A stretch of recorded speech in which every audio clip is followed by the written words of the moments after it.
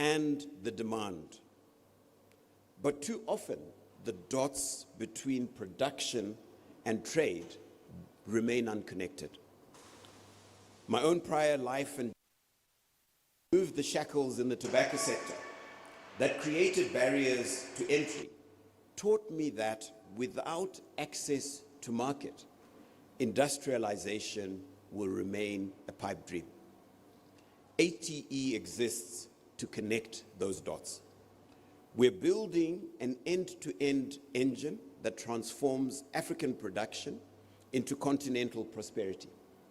From product design, contract manufacturing, and data-driven scheduling, all the way to distribution and last-mile market access. ATE is a vehicle to commercialize African production, localize value, and democratize access to markets for African manufacturers, large and small alike. I've always been a fervent believer that Africa will only develop once we create our own models of collaboration. When we begin to see one another not as competitors, but as partners in progress. For too long, the colonial construct divided us, teaching us to focus on differences that barely exist, instead of the common destiny we must build together. I've seen other races and regions across the world who have mastered the art of unity in pursuit of shared prosperity. For me, that is what ATE represents. The coming together of South and West, of different strength and shared purpose to build Africa as a collective. Today, intra-Africa trade accounts for barely 20% of Africa's total trade. By contrast, intra-European trade stands above 70%. That statistic alone tells us one thing. Our continent has yet to trade with itself at scale. But with AFCFTA and platforms like ATE, the story is about to change. We are here to create the commercial pathway that makes integration real, not through declarations, but through delivery. By linking factories to markets, by using data to drive production, technology to drive logistics, and partnerships to drive growth. This is how Africa industrializes, not by waiting for aid or policy miracles, not by begging for tariff reductions from the West, but by building systems that work and scale intra-African trade. Every kilometer of reduced import distance is a carbon win for Africa. Every factory established is a job preserved, a livelihood stabilized, and a skill transferred locally. Manufacturing at home is not just industrial policy. It is migration policy in action, anchoring dignity and opportunity where our people live. Our people must not perish in the high seas in search of opportunities abroad. Through innovations like the forthcoming Localization Africa Index, ATE will also track and reward brands that localize manufacturing and sourcing, creating a transparent measure of who is truly made in Africa. This is not just industrialization, it's accountability in action. ATE is a partnership model. It brings together the strength of TRT manufacturing with its growing footprint in West and Southern Africa, and that of Trade Depot, Africa's leading data-enabled distribution platform, currently reaching over 200,000 retail points across West, East, and Southern Africa, and with a clear goal of reaching 1 million outlets. The union of manufacturing and distribution is what makes ATE powerful. Together, we are reshaping Africa's industrial landscape, building supply chain resilience, reducing carbon footprints, and ensuring continuity even during global disruptions. As we launch today, my call is simple. Let us move with urgency. Let us act with discipline. The time for promises has long passed. The time for performance is what has now come. Every partner, every manufacturer, every policymaker in this room today has a role to play in realizing Africa's industrial destiny.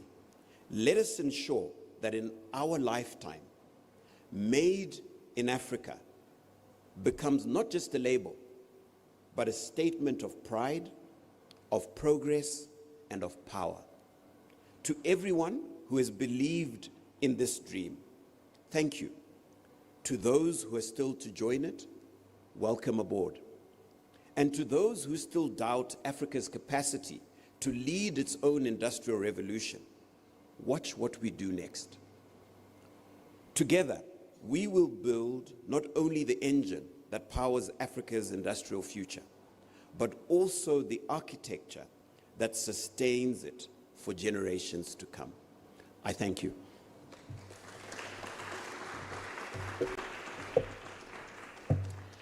A big thank you to the chairman of Africa Trade Engine, Mr. Adam Molai. There was a time when we could have argued if what you've just presented is really, really attainable. But we have no other choice but to believe that indeed ATE is not just a pipe dream, it is the beginning of a new chapter for African trade execution. Not only that, but a bold step towards unlocking Africa's true industrial potential. A big thank you yet again, Mr. Chair. For the business overview, we are going to call a gentleman who oversees strategy, partnerships, and governance to ensure both African and global consumer brands are reliably available across the continent and in key export markets. At Trade Depot, he has built one of Africa's largest technology-enabled distributor networks, serving just over 200,000 retailers across Nigeria, across Ghana, and South Africa, with expansion underway. Ladies and gentlemen, allow me to call on stage Mr. Kachi Izukanye. He is the Chief Executive Officer of Africa Trade Engine.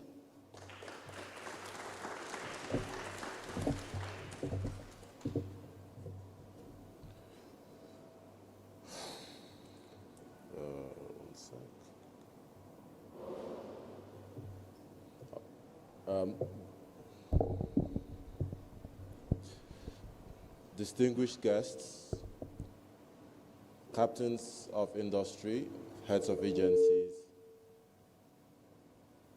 my chairman, Mr. Adam Molai, colleagues, members of the press.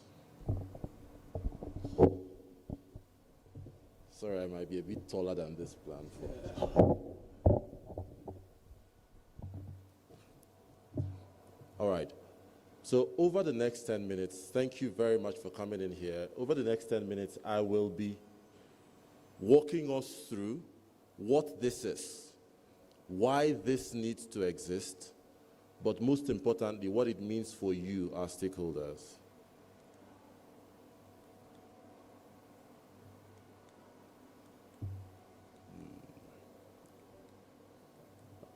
I don't know how this works, but I'll go on. So ATE came together for a very simple reason. I want to give a lot of credit to our chairman, Mr. Adam Molai, who, when we met, we realized that we have a shared vision. A very simple vision, really. A vision of an industrialized Africa that makes what it sells and sells what it makes. Now, if you think about this in very practical terms, and you will appreciate this if you think through the different stakeholders, what you go through today, right? So I will give us a few examples.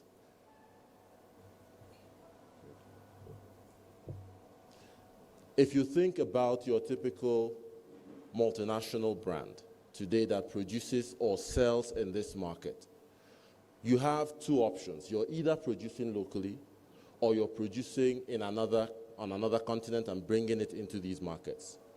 And there are a few things that we tend to see happen very frequently.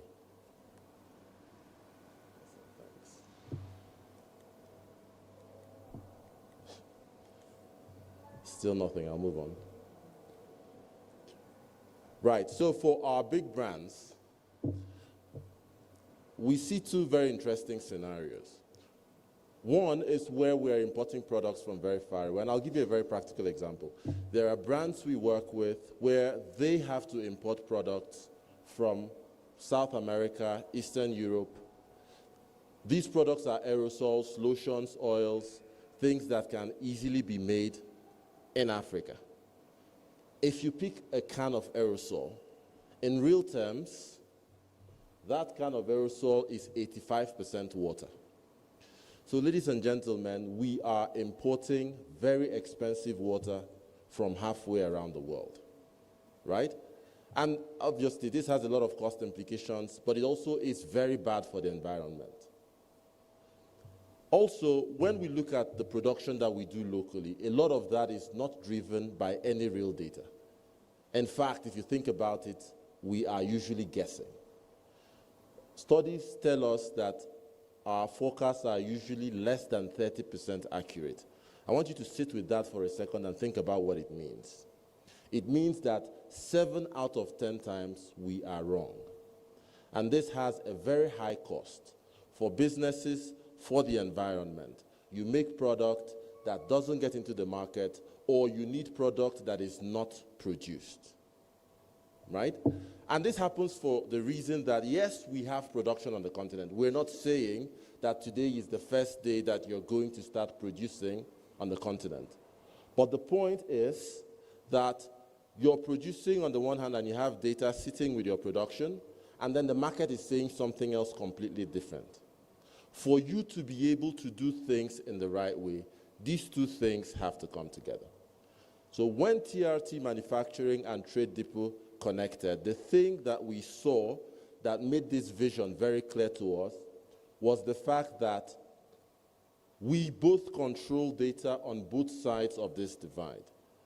TRT, with its wealth of manufacturing and its access to real manufacturing data, and Trade Depot sitting on tons of route-to-market data. The magic was bringing these two things together and allowing data from markets to drive what you produce, and allowing what you produce drive how you get into the market. This is the single most important idea behind what we're doing here today as the Africa Trade Engine. But it goes further than that. So for the multinationals, it is clear that is what they need to solve for. But think for a minute about a small homegrown brand. A small homegrown brand owned by a young lady who understands what her skin needs, takes out time to come up with a formulation that really works for her skin and for the skin of people that look like her, and then needs to get that product into the market. But guess what?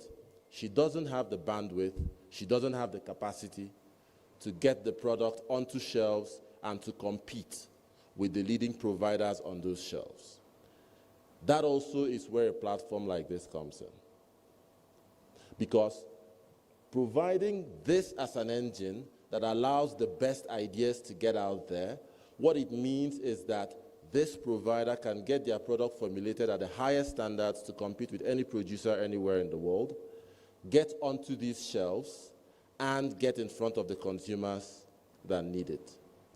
So what I would want to take time to do is to speak directly to you, our different stakeholders, about what exactly ATE means for you, right? So let's take a multinational brand. Today, you probably have your production going on. There is a high rate of waste. You've become comfortable with it because the reality is there is no mechanism today that allows you to connect your route-to-market activity with your production.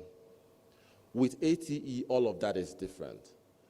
We have the platform, we have the data, and that allows us to engage with you and not just produce for you, get that product into the market last mile in front of your consumers. It doesn't stop there, however. We take the data from the market to then inform what more you need to produce. taking away the risk completely from you, becoming the platform that determines for you how much production you should have, and allow you to focus on making profit, which is why you're in business. If you're a small or mid-sized homegrown brand out there, what ATE means for you is an opportunity for you to produce at the highest levels of quality, get your product on shelves across the continent, and compete with all the giants within your space. My chairman made reference to government and the incentives government has to drive industrialization on the continent. And yes, we agree that there has been more talking than execution. What ATE represents is a vehicle to bring execution to life. It is not theory at this point, it is active. Today we're officially launching, but both of these players coming together today service some of the biggest brands on the continent, already providing these services to them.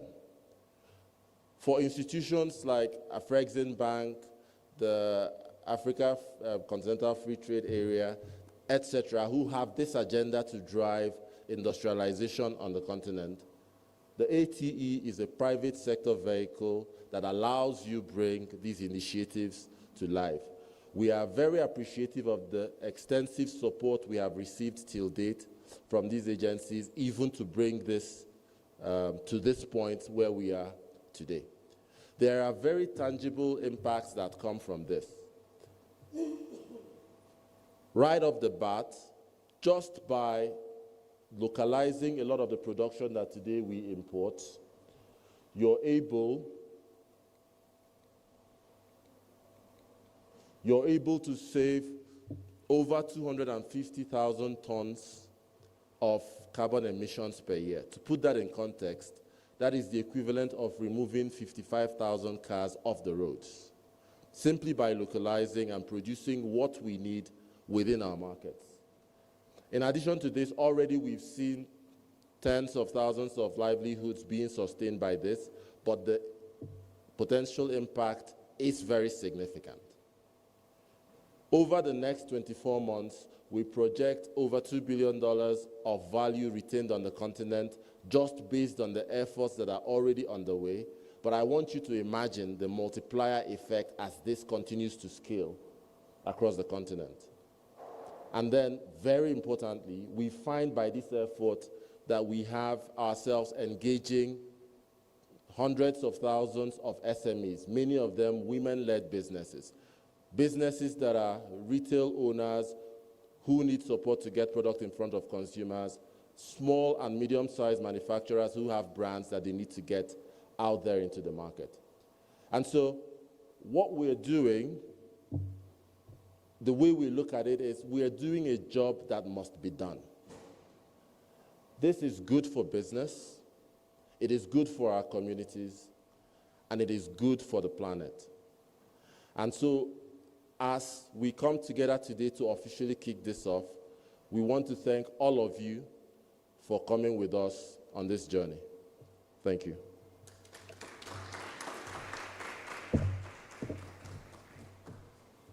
A big thank you once again to Mr. Kachi Izukanye.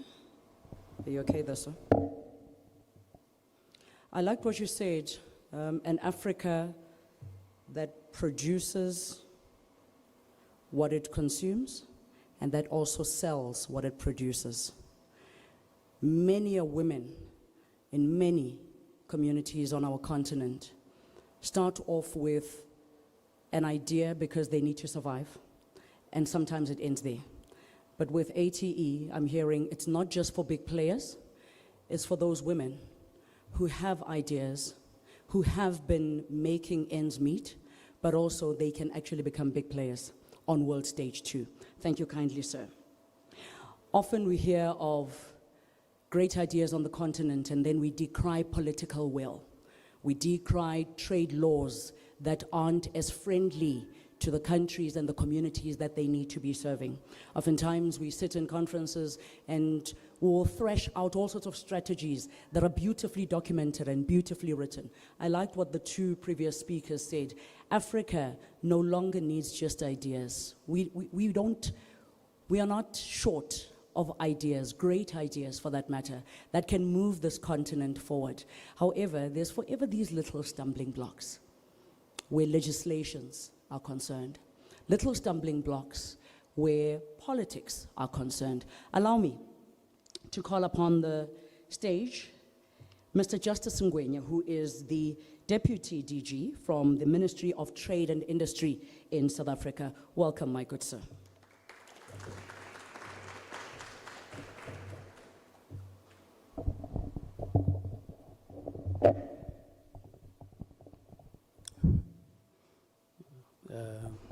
Apologies, I think it's my height.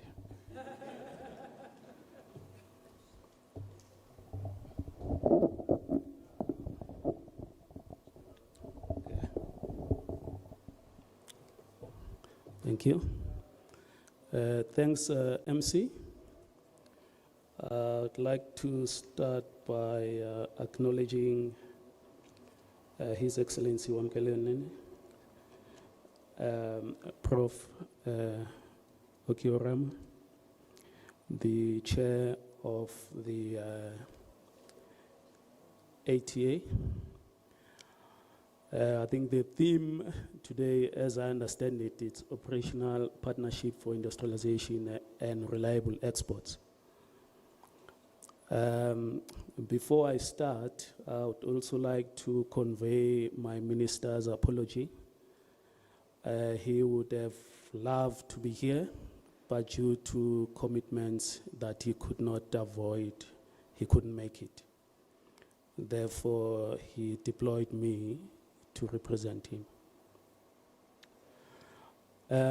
Greetings, ATA leadership, government colleagues, Afrism Bank and partners, industry leaders and factory teams. I'm here today to support and also recognize the partnership between TRT Manufacturing and Tradeport, the two African powerhouses aligning capacity with market access, distribution, finance, compliance to advance their industrialization. Appreciation for today's milestone taking place on a working factory, which I've had the privilege of touring previously. And I think the thing that impressed me the most, it was located here in Midrand, but I never knew it until I visited, that there is a manufacturer, a black manufacturer for that fact, that manufactures some of the products that we see in the shelves, but never knew that they were manufactured by a black company, employing black people. So in short, Chair, I would say you had begun the industrialization. However, I did not know until I visited your factory.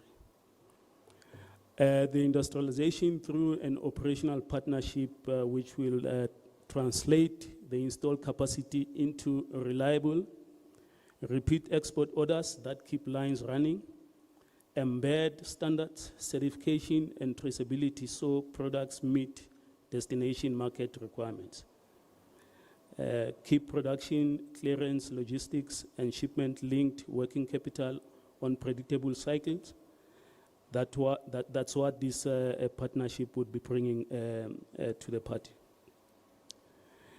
As an operational example, what this partnership delivers, it's manufacturing that's reliable, certified production at scale, the distribution that's predictable delivery, as well as repeat orders, cross-border trade standards and documentation that keeps goods moving, the data, one view from production to delivery, forecasting, traceability, and continuous improvement.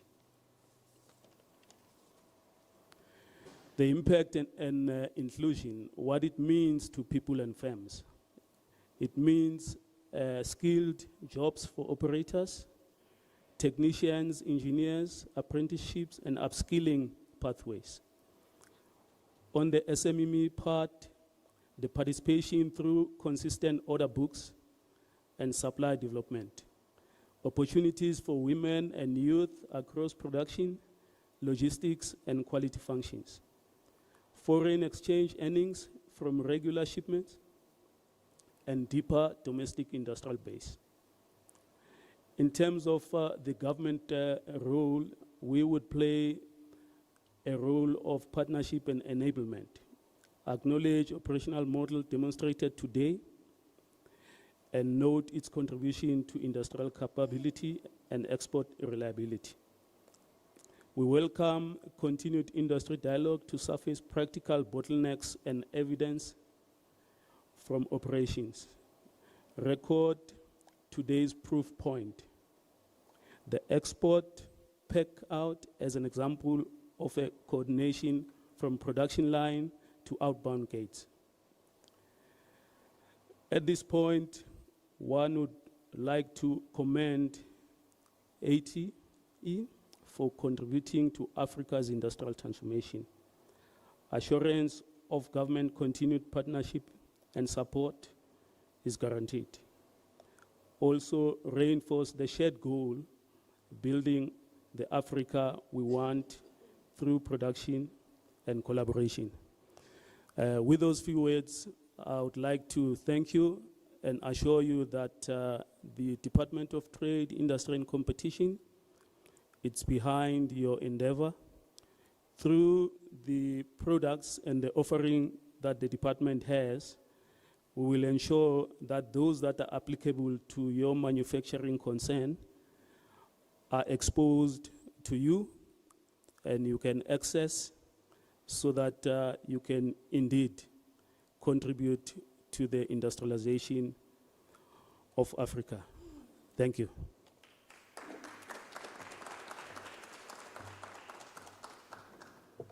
Thank you kindly, sir. And I assure you it has got nothing to do with your height. We can blame this on Mr. Kachi earlier. Wait, I've got no clue what I'm doing now. There. Right. Please do pass our regards to the Minister. Thank you ever so kindly, sir. I'm learning that ATE is Africa's first fully integrated trade execution platform. Mr. Molai earlier spoke about joining dots between manufacturing, logistics, and retail. This is a milestone to be proud of where the continent is concerned. I urge every single one of us to not just take this as another talk shop, but let it spread as far and wide as it humanly can and invite more role players. We can only achieve the Africa we want if we work at the Africa we want. Our keynote address speaker is not here physically. We are going to receive the address on our monitors. You've got your programs, and it's going to be delivered by His Excellency Wamkele Mene, who's the Secretary General of the African Continental Free Trade Area Secretariat. He was elected by the 33rd Ordinary Session of the Assembly of Heads of State and Government of the AU to the position of Secretary General. Prior to being elected to this position, His Excellency Mene served as Chief Director of Africa Economic Relations at the Department of Trade and Industry of South Africa. He also acted as a Chief Trade Negotiator for South Africa in the Secretariat and Tripartite FTA negotiations. Before assuming this, he occupied the position of Director for International Trade, Law and Investment at the Department of Trade and Industry, a role in which he was Principal Legal Counsel on international trade law and international investment law. His Excellency Mene also has written and lectured internationally in the areas of international trade law, international investment law, international business law. He holds a Bachelor of Arts and Law degree from Rhodes University in South Africa and a Master's of Arts and International Studies and Diplomacy with specialization in international economics. Ladies and gentlemen, please allow me to direct you to our screens as we receive the keynote address from His Excellency Wamkele Mene.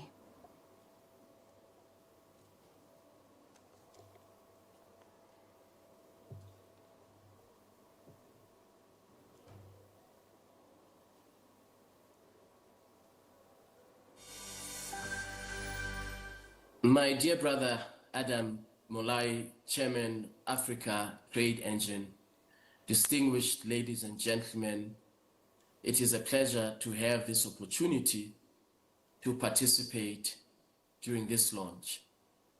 I'm sorry I'm not able to be with you in person, but we fully support this initiative. And I want to congratulate the board and the executive leadership of Africa Trade Engine, together with TRT Manufacturing, Trade Depot, and all other partners on this important milestone. I thank you for the opportunity once again to join you in celebrating this defining moment in Africa's industry and trade. The establishment of Africa Trade Engine could not be more timely. It comes at a moment when Africa must accelerate industrial development to create jobs, to reduce poverty, and more importantly, to reduce reliance on third country markets outside of the African continent. We have witnessed over the last few months the dire consequences of over-reliance on two markets for our economic prosperity. You may well be aware the AfCFTA is more than a trade agreement. It is a framework for transforming Africa's production and industrial base. Trade without production is limited. Industrial development is the foundation on which trade is constructed. That is why local manufacturing, local value addition are central to the AfCFTA's mission. The reduction of dependence on imports, the reduction on dependence on exports on unprocessed commodities will strengthen our regional value chains and will create jobs for Africa's growing youth population. Indeed, Africa stands at a pivotal moment as we implement the AfCFTA. Despite the global uncertainty that I alluded to earlier, the continent of Africa continues to demonstrate resilience and momentum.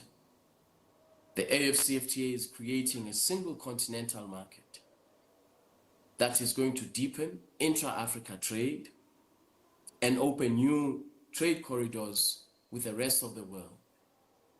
According to the latest DHL Global Connectedness Tracker, Sub-Saharan Africa led all global regions in the first half of 2025 with a 10% year-on-year increase in trade value ahead of North and Latin America. This performance reflects the progress that we're making through trade facilitation, digital innovation, and market integration. In addition, Afreximbank's Intra-Africa Trade Report exposes a very encouraging figure. In the year 2023, intra-Africa trade was recorded at $220 billion, a 12.5% increase from the previous year. This demonstrates that we are in the right direction as a continent. The Africa Trade Engine represents the type of private sector innovation that brings the AfCFTA vision into reality. It demonstrates how African enterprises can collaborate to build competitive manufacturing capacity, to establish supply chain networks, to reduce import reliance, and to expand intra-Africa trade. By strengthening connectivity across Africa's value chains, the ATE provides a practical example of how the private sector can be a co-driver, a co-implementer of AfCFTA implementation, and also operationalize the AfCFTA's objectives and complement the efforts of trade-enabling institutions such as Afreximbank and other development finance institutions on our continent. The ATE model also shows how industrialization can deliver inclusive growth in country and across countries. Thousands of direct and indirect jobs will be created across sectors such as manufacturing, logistics, and digital services. Small and medium enterprises will be integrated into regional value chains, gaining access to new markets and investment opportunities. More importantly, this initiative promotes women and youth employment, facilitating the retention of value within Africa's economy while strengthening the continent's supply chain resilience. These efforts align closely with the AfCFTA's broader objective and imperative of economic inclusion, particularly small medium enterprises that are led by young people and women. The AfCFTA Secretariat strongly supports this private sector initiative, strongly supports private sector partnerships that advance the objectives of our continent of economic self-sufficiency and drive Africa's industrial transformation. We encourage the private sector across the continent to replicate this model, localizing production, creating jobs, and scaling regional value chains through collaboration and innovation. As I conclude, let me once again commend Africa Trade Engine and the team that has innovated this idea for their vision and commitment to Africa's industrial transformation.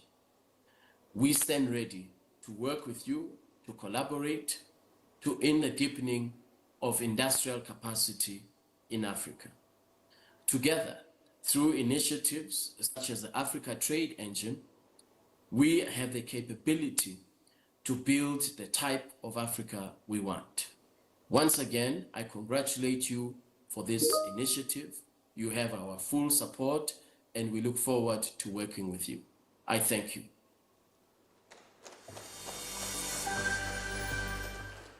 A virtual thank you indeed to His Excellency Wamkele Menye. My dear brother, Adam Molai, Chairman, Africa Trade Engine. We're not going to have a repeat of that. We heard him the first time round. Just a reminder to members of the media to get your questions, queries ready. I also did note at the very beginning of our program that we have got members of the media joining us from other parts of the continent. Please do get ready with those. We are going to have both the chair, Mr. Molai, and the CEO, Mr. Kache Zukanye, answering some of your questions. We are edging closer and closer to that moment. With every concept that we see, and today is no different, there's people working behind it. And oftentimes there's usually a person who is known to be the driving force. And today we have a man who's very well respected in this continent, but also who is credited with being the architect of what we stand here today and launch.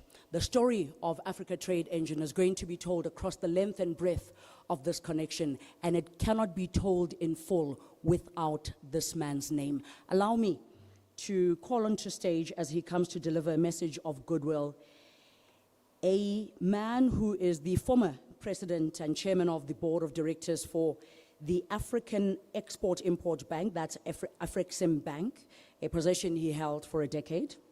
He was previously executive vice president in charge of business development and corporate banking from October 2008. Prof. Orama joined Afreximbank as chief analyst back in 1994 and was promoted to the position of senior director planning and business development in 2007. Prior to him joining Afrexim Bank, he was an assistant research manager at the Nigerian Export-Import Bank from 1992. He holds an MSc and PhD degrees in agricultural economics, obtained in 1987 and in 1991 respectively, from Obafemi Awolowo University, Ile-Ife, Nigeria. He received a BSc degree also in agricultural economics from the University of Ibadan in Nigeria back in 1983. He's also an author.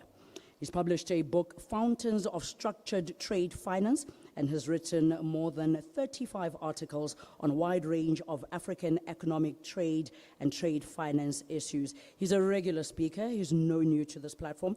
He's a regular speaker in trade and trade finance conferences around the world. Ladies and gentlemen, allow me to call onto stage this mover and shaker, and we are pleased to have him in our presence. I'm talking about none other than the Prof. Benedict Oki Omara, the former president and chairman of Afrexim Bank. Welcome onto stage, sir.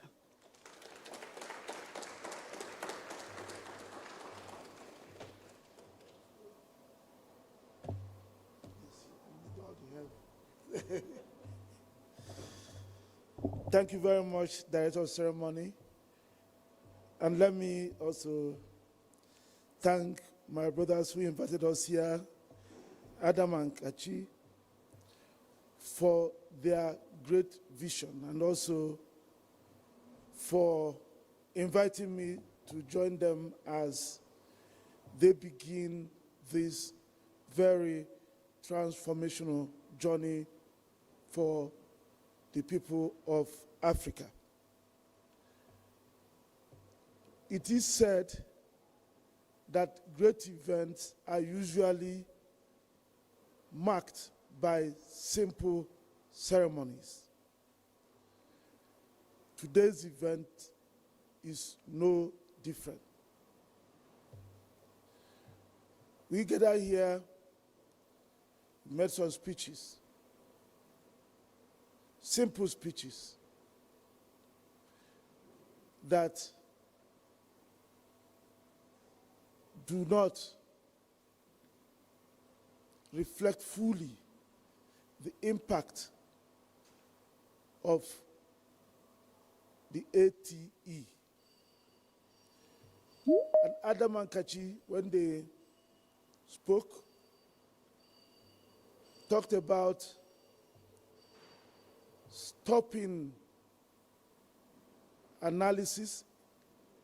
We've analyzed Africa's problem enough.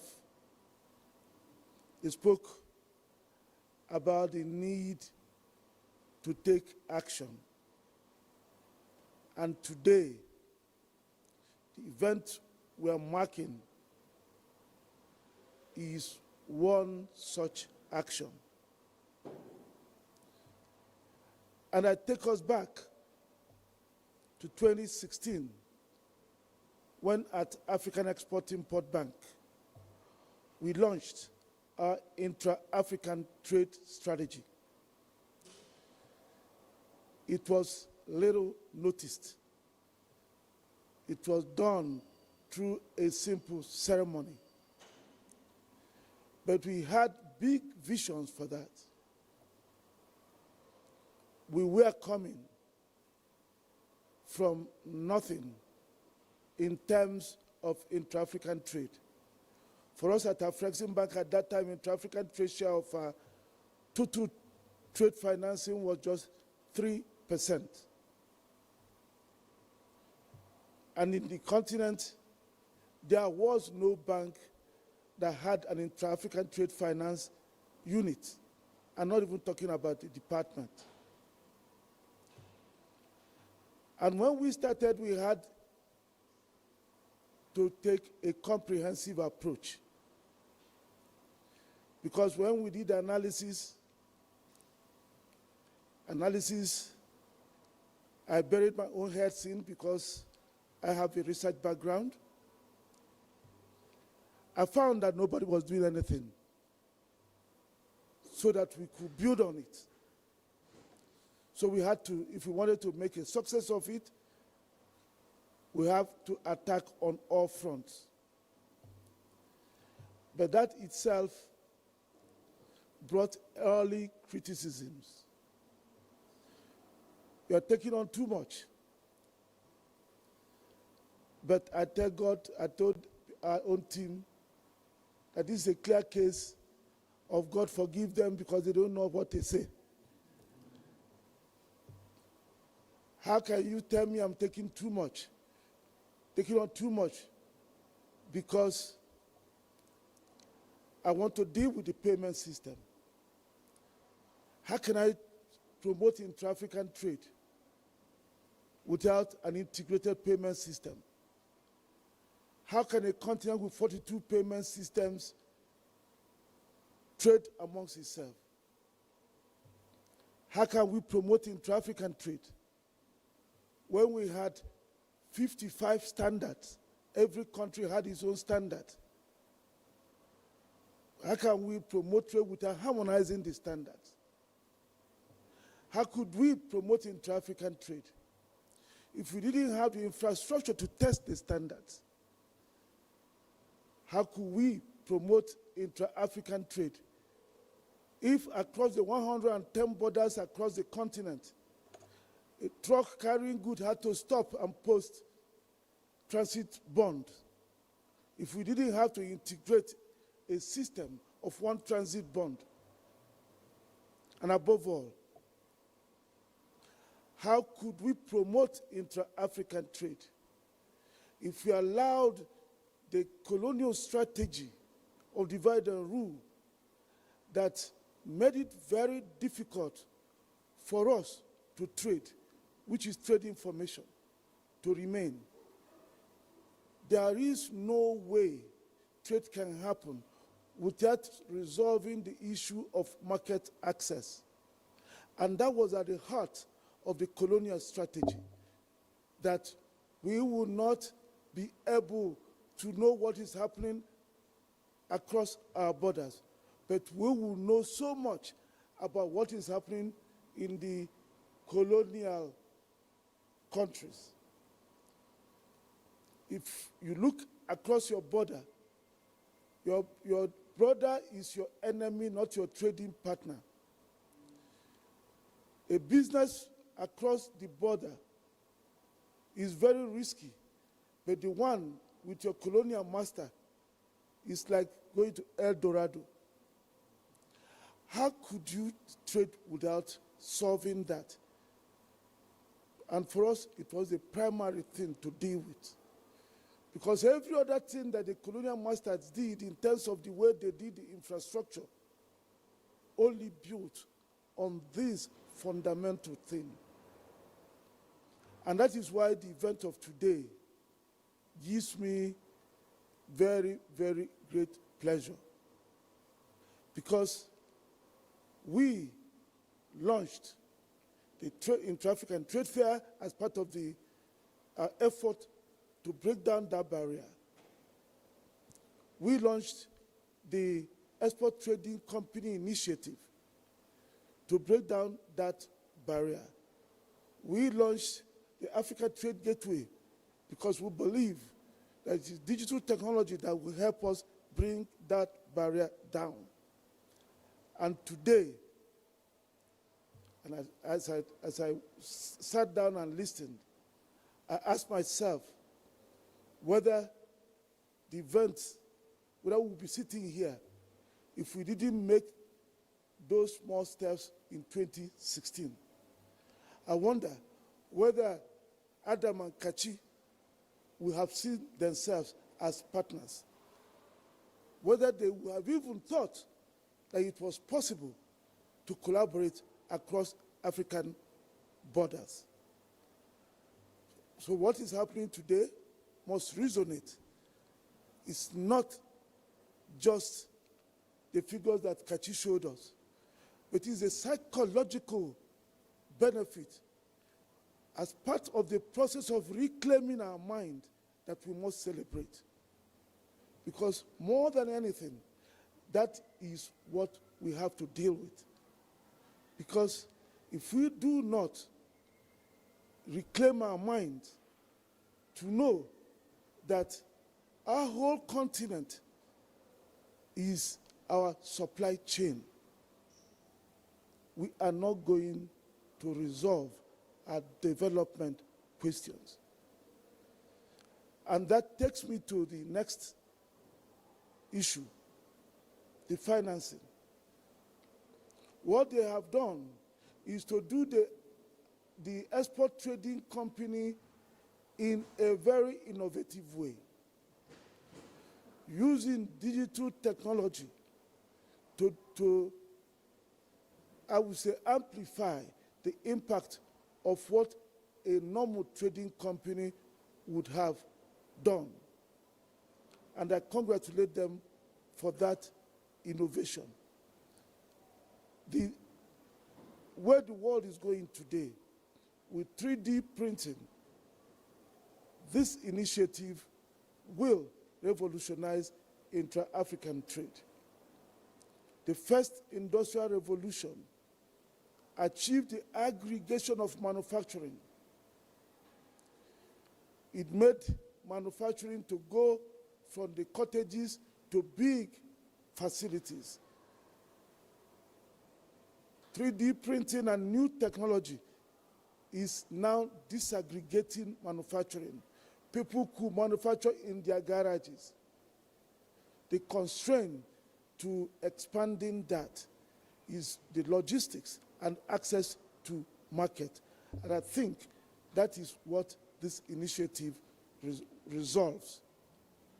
It will make people better, make us trade more amongst ourselves, make the cottage industry to become useful to society, once again, to transfer technology, to bring wealth to our people and stop the loss of jobs and the migration and death we see with our people trying to cross the Mediterranean in search of greener pastures.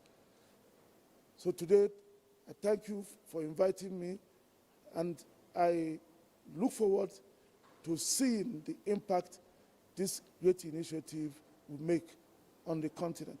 And if there is anything I can do as a retired person, please know that I'm there.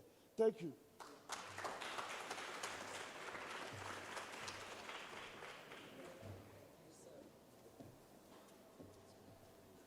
A big thank you once again to Prof. Oki Orama.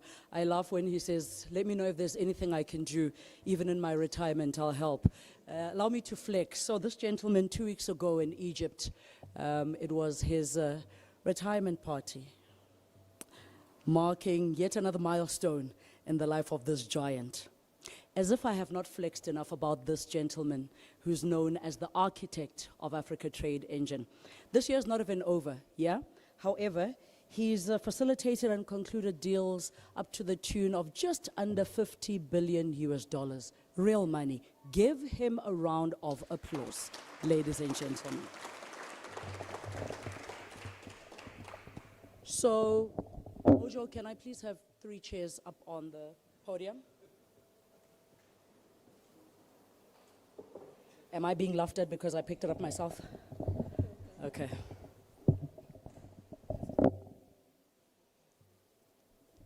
There are members of the media joining us online. There are those who are in-house. Allow me to call on stage for our question and answer session. Chair, Mr. Molai, please join us on stage. CEO, Mr. Kachi, please join us on stage. We should be good, yeah? The 3 of us.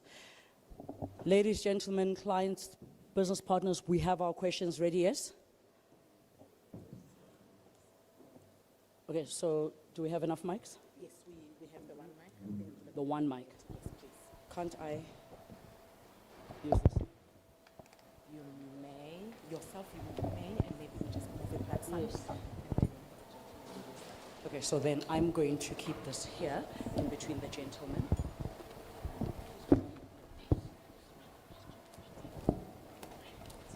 Thank you, Clyde. I am going to need another mic. this one's for the floor. Oh, okay. All right. So this entire morning you have heard, that can't be me. This entire morning from the chair, Mr. Malai, right down to our messages of goodwill, the message from the ministry, we have heard not just about the dream, but the strategy as well. We've heard the attempts at intra-Africa trade. We know the challenges that have dogged this continent for the past couple of years. I'm reminded as you were speaking, Prof, 2013 in Ethiopia, Addis Ababa, there was a huge celebration when Dr. Nkosazana Dlamini Zuma was still the African Union chair, and it was dubbed Africa at 50, because round about that year, many Africans, I'm sure we've got questions as to the how part of it. All well and good that we've got this well-oiled machine in the form of the Africa trade engine. I'm sure we've got questions that we want to go back home to, and especially those of us who are members of the media, whatever it is that we're going to be putting out there, because remember, our narrative as Africans is in our hands. We are long past the days of people feeding us stories about our continent. We are in charge of our narrative. I'm going to be taking questions, and please, if you are very specific, do let me know who you're directing your question to, whether it is Mr. Molai or Mr. Izukanye. I'm so proud of calling your surname correctly. Do we have questions? There is a roving mic. Lulu, please raise your hand. Those who have got questions, Lulu is there with a roving mic. Please could I ask that we start this side? We'll take two from this side and two from that side. Shall we answer as we go, gentlemen, so that we don't have compound questions? Thank you kindly, ma'am. Will you please introduce yourself, tell us who you are, where you're from, and then pose your question. Testing. There you go. Ngobile Dludla from Reuters. My question will be for, sorry if I mispronounce the surname, but I'll just say Kachi. So just take me through your route to market strategy, right? So I saw the products that were on display there. So those are made for the South African market, and I think I also saw products for the Nigerian market as well. Just take me through to just which other markets as well are you looking at? Thank you, ma'am. Very well, thank you. So, I mean, I'll start out by saying that our two biggest markets today are Nigeria and South Africa. Also, the two biggest economies on the continent. But in general, we look at Nigeria as a hub for West Africa, and so we look at other markets within that region, everywhere from Benin through Ghana all the way to Senegal. And in South Africa, we look at South Africa as the hub for SADC, right? And then off the back of that, the rest of the continent, East Africa, Central Africa, and so on. An important point to just add in there as well is we find that distribution works best when production is close by, right? And so it helps a lot that we have this facility here in South Africa, which becomes a solid hub for a lot of the distribution into the markets within this region. We have an even bigger facility coming on stream shortly in West Africa, in Benin Republic, which will also serve similarly as a hub. And as we continue to focus on expanding trade around the continent, we're thinking about trade going hand in glove with production. My name is Sabelo from online media. For all the speakers, we didn't have anyone speaking about funding or finance. How then the business, or black business, or our business will grow without finance? And the last question is that what is the free trade? Thank you. Any particular gentleman you're posing this to?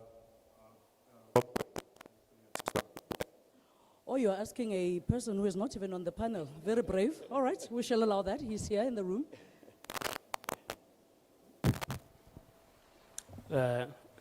No, thank you. I feel like I'm being ambushed. I think in terms of funding, I think I did indicate that the department has offerings, which is programs and that's the branch within which I'm the DDG, where we offer grant support to businesses, small and big. Obviously, to get access to that, you can visit our website and go under financial assistance.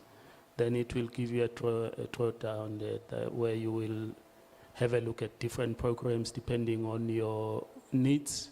Then you will approach the relevant department. That is grant funding. But over and above that, we have NEF and IDC, which are our two agencies of the department. They offer both debt and equity support. So depending on the size of the transaction. Thank you. All right, so that answers the question of funding. The gentleman also asked something about free trade. What is the free trade? Free trade, I think it's referring to what His Excellency was talking about, to say Africa trading within itself. As you had the speaker talking about the hub in Nigeria servicing that region, the hub in South Africa servicing the SADC. But in the main, if you were listening, I mean, the chair mentioned that Africa doing it for themselves. Even Prof. Orama mentioned how we look elsewhere where we can do it within Africa. So basically, free trade refers to Africa, the continent, trading within itself, because that is possible. Thank you. Thank you kindly. Just a small request from the team at the back. Those who are going to be asking questions going forward, I'm going to please ask that you stand. Right, remember we had that beautiful rule at the beginning, no pictures taken, and so we've got an entire team at the back. They'd like to capture everybody for PR purposes. Thank you kindly. Good morning, everyone. Yeah, well, thank you for putting us on the spot by standing up. Thank you. Good morning. My name is Tsegofatso Vilakazi Soga, and I'm from One Africa Radio TV. My question is this. Now that we are broadening the import and export factor in Africa by producing and selling what's being produced in African countries, what are the main products that should be focused on that will be that will be a necessity of acknowledging of great importance in other countries that we should be primarily focusing on? That was not to anybody specific, but if you can just bring across that information. Thank you.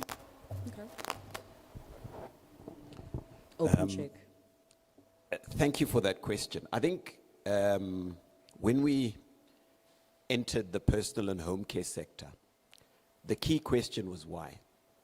And for me, whenever we look at whatever in business, it's always why.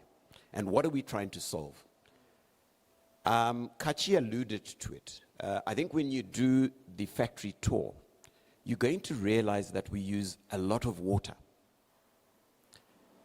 Almost 85% of a lot of products that we make is water.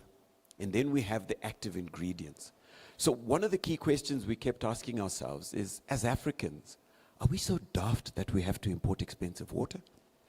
We are unable to process our water and add the active ingredients for and on behalf of whoever has been trading and trades in Africa in whatever brands they have. So the Made in Africa label is not so much about that you shouldn't be having multinational brands that are from other continents. It's about they must be relatable to Africa through local production and creating opportunities in Africa. Secondly, there's a value chain development part to it. If you look today, I think it was 3 weeks ago, I had the opportunity to visit the Dangote plant in Lagos, right? Amazing job. But they produce gas, some of which is flared. So you see gas in these refineries being burned. So some of that gas, if we have it processed, becomes the propellant into the aerosols that we manufacture. So the deodorants that you get, we use that aerosol. The surface cleaners that you get, we use that aerosol. So anything you buy in a can uses aerosol. So that now takes a raw commodity, value adds it, creates employment, and then gives you a 10 to 15 times value multiple that stays on the continent. You look in Benin, they have shea nuts. We take the shea nuts, we process them. We create shea butter. We add it to your lotions, we add it to so many other personal care products that you use. And again, that creates value multiples, improves the livelihoods of the communities. So when I look at it, that's how we look at it, to say, how do we practically change the lives of our people and create inclusive growth? So it mustn't just be about numbers, but how do we create better livelihoods, allow those people to have education, better healthcare, so that what we do at a commercial level translates to livelihoods. Is there any other question from this end of the room before we?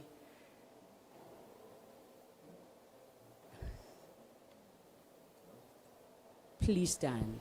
Oh, thank you very much. My name is Dana Malinga. Just two quick ones. How will technology drive efficiency in transparency in trade? Number two, are there any mechanism in place to ensure long-term sustainability? Thank you very much.